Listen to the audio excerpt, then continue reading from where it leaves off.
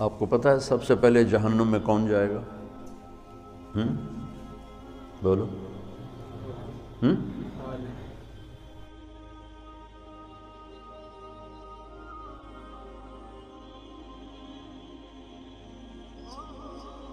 کافر نہیں، مشرک نہیں، شرابی بھی نہیں، زانی بھی نہیں، قاتل بھی نہیں، چور بھی نہیں، ڈاکو بھی نہیں، ملحد بھی نہیں، دہریہ بھی نہیں، کتنے گناہ ہیں۔ اول من تسعر بہ نار جہنم، سب سے پہلے جسے جہنم میں ڈالا جائے گا، نہیں کہا جس سے جہنم کو بھڑکایا جائے گا، وہ کم وقت ایندھن بن کے جائے گا، یعنی اوروں کی بھی تباہی کا سبب بن کے جا رہا ہے کہ اس کے ذریعے سے جہنم اور بھڑکے گی۔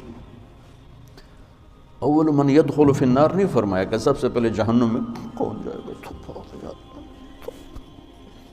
اول من تسعر، سب سے پہلے جس سے جہنم کو بھڑکایا جائے، وہ پہلے اتنی بھڑک رہی ہے، انہا لظی نزاعۃ للشویٰ تدعو من ادبر وتولى وجمع فاوعى، پہلے اتنی بھڑک رہی، فانذرتکم نارا تلظی،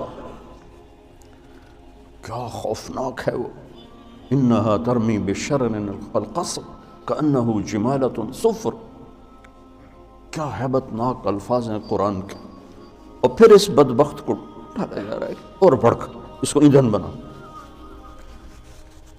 عالم، اول من تسعر بہ نار جہنم، عالم، مولانا صاحب، ہاں کیوں ساری زندگی کس لیے کیا؟ تیرے لیے، کذبت، بکواس کرتے، جھوٹ بولتے، تو نے اپنی واہ واہ کے لیے کیا تھا۔